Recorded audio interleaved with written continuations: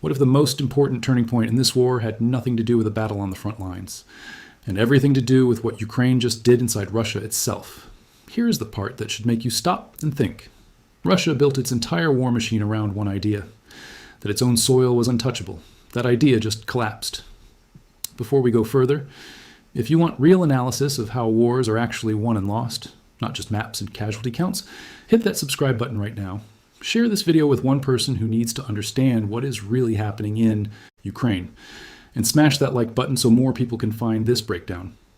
Because what Ukraine has done in the past several days is not just a military action. It is a message, a proof, a demonstration that the rules Russia thought it was playing by no longer apply. Let's talk about what actually happened, and why it matters far more than most people realize. Russia has spent the last 2 years positioning its military logistics deep inside its own territory. Fuel depots, ammunition transfer points, command hubs, staging areas, all of it placed inside internationally recognized Russian borders, not in occupied Ukrainian land, not in some contested gray zone, but inside Russia itself. The logic was simple, and until recently it worked. If you can't be hit, you don't need to worry. Russian military planners believed those positions were safe, beyond range, untouchable. Ukraine just proved that belief wrong. Over the past several days, Ukrainian forces have carried out a coordinated series of strikes on Russian military infrastructure inside the Belgorod region, the Russian oblast that sits directly on the eastern front and serves as the primary logistics hub feeding Russian operations in the Kharkiv and Donetsk sectors. These were not random hits or lucky shots. They were targeted strikes on fuel storage facilities, ammunition transfer points, tanker staging areas, and the command infrastructure that ties the whole supply chain together. Now here is what makes this different from anything that came before. Ukraine has struck inside Russia before. That is not new. What is new is the scale, the coordination, the simultaneity. In the past, individual Ukrainian strikes inside Russian territory were significant but manageable. The Russian logistics network could absorb a damaged node and route around it. When one road is blocked, you find another. When one depot burns, you pull from a backup. But that is not what happened here. Ukraine did not hit one node. It hit multiple interconnected nodes at the same time. Fuel storage and distribution, ammunition transfer, command and coordination. All of it struck in a tight window across a connected system. And here is the key thing you need to understand about logistics networks. A network can survive a single point of failure. It cannot survive multiple simultaneous failures in interconnected locations. When you knock out several nodes at once, the system cannot reroute around all of them at the same time. The total flow through the network drops not to zero, but below the minimum level required to sustain what the army on the front line is actually doing. That is what happened to the Russian supply pipeline feeding the eastern front. The throughput fell, not to nothing, but to a level that cannot keep pace with what Russian forces need. And when supply drops below operational demand, you get one very specific and very visible outcome, an ammunition shortage. And this is where the story gets strategically significant. The evidence for this shortage is not theoretical. It is coming from multiple independent sources simultaneously. Ukrainian signals intelligence has intercepted Russian military communications in which frontline unit commanders are reporting to their headquarters that ammunition allocations have been cut and asking when normal supply will resume. That alone is significant, but it does not stand alone. Open source monitoring of Russian artillery firing rates, estimated through satellite and ground sensor data that tracks acoustic and thermal signatures, shows a measurable decline in the volume of Russian artillery fire across multiple sectors of the Eastern Front. Not a small dip. A documented measurable decline over several consecutive days compared to the 2 weeks before the strikes began. And Ukrainian military intelligence reporting, which aligns with the signals picture, has identified ammunition rationing orders issued to Russian artillery units in at least 3 of the 5 primary contact sectors along the front. 3 independent streams of information, all pointing in the same direction. Russian artillery is firing less because it has less to fire. Now you need to understand why that matters at a deeper level than it might first appear. Russian military doctrine throughout this phase of the conflict has been built on one foundational assumption: artillery dominance. The ability to generate massive volumes of fire against Ukrainian defensive positions in order to suppress defenders, degrade their ability to engage Russian assault units, and prevent effective Ukrainian counterfires. That is the doctrine. Fire, suppress, advance, repeat. This doctrine is not optional. It is the core of how Russia has been fighting, and it requires ammunition in enormous quantities. The logistics pipeline from Russian territory to the front line has been running near maximum capacity continuously just to sustain this approach. When ammunition supply falls below the rate needed to maintain that doctrine, the doctrine stops working. Russian assault elements that advance without the heavy fire suppression the doctrine requires are advancing against Ukrainian defenders who have not been effectively suppressed. Those defenders can engage at close range. They can call in Ukrainian counterfires. They retain the combat capability that suppression is specifically designed to remove. The result is higher Russian casualties per assault, lower tactical success rates, and a faster consumption of the men and material that Russian command is already stretching. This is how a logistics strike becomes a battlefield result. You do not have to destroy the army directly. You remove the system that sustains it, and then the army degrades itself trying to operate without what it needs. Now, before we go further, if you have found this analysis valuable and you want to understand the deeper mechanics of this conflict, the way strategists and planners actually think about it, this is the moment. Leave a comment right now telling me what you think is the single most underreported aspect of the Ukraine war. Your perspective matters. And if this video opened your eyes to something you had not seen before, share it with someone who should be paying attention to this conflict. Let's build a community of people who think seriously about these things. Let us now turn to the political dimension of these strikes, because the military effect is only one part of what Ukraine has achieved here.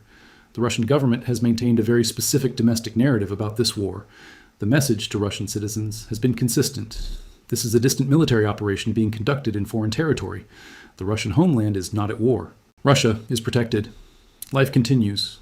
Strikes against military logistics inside Belgorod Oblast are strikes against that narrative at its foundation. Belgorod is not a frontier outpost. It is a Russian region with Russian citizens, Russian communities, Russian local officials. People who live there. People who can look out their windows and see what is happening. Every fuel depot that burns in Belgorod is visible to the people of Belgorod. Every ammunition transfer point that explodes is heard and felt by the surrounding population. This creates a political problem for the Kremlin that state media cannot fully solve. Propaganda works best when citizens cannot directly observe the reality it is trying to manage. In Belgorod, they can. The gap between the official narrative and lived experience widens with every strike. That gap is political pressure, and political pressure of this kind, generated not by foreign voices or enemy broadcasts, but by the direct experience of Russian citizens, is precisely the kind the Kremlin finds most difficult to contain. Now let us look at how Russia has responded, because the response itself tells you something important about the limitations Russia is now operating under. Russia's primary answer has been two things. First, air defense reinforcement, deploying additional systems to cover the Belgorod region. Second, retaliatory strikes against Ukrainian cities. These strikes are designed to impose a political cost on Kyiv and generate pressure to halt the cross-border campaign. The air defense response is the correct military answer, but it faces two serious problems. The first is resource allocation conflict. Air defense systems are not infinite. Every system moved to cover Belgorod is a system pulled from somewhere else. The coverage that existed in those other sectors is now reduced. Ukrainian planners can and will exploit those gaps. Moving the umbrella to cover one area leaves others more exposed. The second problem is the diversity of what Ukraine is using to strike. The cross-border campaign has employed drone systems, precision-guided artillery, and ballistic missile systems. No single air defense platform is optimized against all of these at the same time. Systems designed to counter drones are less effective against ballistic missiles. Systems optimized for higher altitude threats struggle with terrain-following cruise missiles at low altitude. Ukraine has deliberately constructed a strike mix. No unified air defense architecture can comprehensively defeat it. You cannot build a perfect umbrella against a storm that comes from multiple directions and altitudes. As for the retaliatory strikes against Ukrainian cities, these are a political response, not a military one. The goal is to create domestic Ukrainian pressure to stop the cross-border operations, but they have not produced a Ukrainian decision to halt the campaign. Instead, they have generated additional Western political momentum toward providing Ukraine with longer-range strike systems, the kind of weapons that could reach deeper into Russian territory than what Ukraine currently has, which brings us to the most consequential dimension, the question of extended range systems. Ukraine's current border strike campaign works because the Russian logistics infrastructure closest to the front sites within range, but the deeper infrastructure does not. The major rail terminals, the large ammunition depots, the fuel storage facilities positioned further inside Russian territory. Those are currently beyond effective range.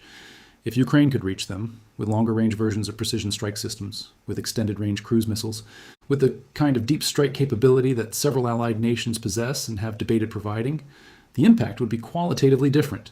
Hitting a staging area disrupts the distribution of supplies that are already close to the front. Hitting the upstream infrastructure, the rail junctions, the major depots, the production-to-border pipeline itself, disrupts the supply before it ever gets close. That is not a quantitative improvement. It is a structural one. You are no longer trimming the edges of the pipeline. You are cutting the flow much further upstream. The current campaign has demonstrated something important. It has proven the concept. Ukraine struck the near-end logistics infrastructure inside Russia, and within days, measurable ammunition rationing appeared on the Eastern Front. The evidence is documented. The causal chain is clear. Striking near-border staging areas produces frontline supply shortfalls. If that is true for near-border infrastructure, and the evidence shows it is, then striking the deeper infrastructure would produce shortfalls more severe. The logic is direct. The proof of concept already exists. What remains is the political decision in Western capitals about whether to provide the tools. Those political decisions involve real considerations. Concerns about escalation. Concerns about how Russia would interpret a qualitative expansion of strike depth. Concerns about the reactions of other actors watching this conflict. These are not invented obstacles. They are genuine strategic calculations. Governments are trying to balance support for Ukraine against broader stability concerns. But those calculations have to be weighed against operational evidence. Ukraine already strikes inside Russia. The debate about permission has been partially resolved by what Ukraine has chosen to do. The question now is not whether Ukraine can strike Russian territory. It does, but how far in and with what? And the operational case for going deeper is sitting in plain sight. Every intelligence report showing Russian artillery rationing. Every intercepted communication of a frontline commander asking when ammunition will return to normal. Every day of reduced Russian fire volume. All of it is evidence for the argument that deeper strikes would produce deeper results. The political decision-making in allied capitals is always slower. That is the nature of democratic deliberation, coalition management, and risk assessment under uncertainty. But there is a real question of timing here. Ukraine's current campaign has disrupted the Russian supply pipeline. That disruption will not last indefinitely. Russia will adapt, rerouting, dispersing, hardening. The window during which this disruption is most severe and most exploitable is not permanent. Every week that passes without extended range systems reaching Ukraine is a week in which the Russian logistics system has more time to partially stabilize. The adaptation will not fully restore what the strikes have disrupted. The damage already done is real and persistent. But partial adaptation is still adaptation. The advantage Ukraine currently holds from this campaign decreases as the Russian system adjusts. This is the core tension. The operational evidence demands a faster political decision than political systems typically produce. The proof of concept has been established. The question is whether allied governments can act on it before the window of maximum disruption closes. The border strikes of the past several days are not the end of a campaign. They are the opening demonstration of a strategy built on a simple but powerful insight, that an army which cannot be supplied cannot fight effectively, no matter how many men it has. War has always been, at its core, a contest of logistics, as much as a contest of will or firepower.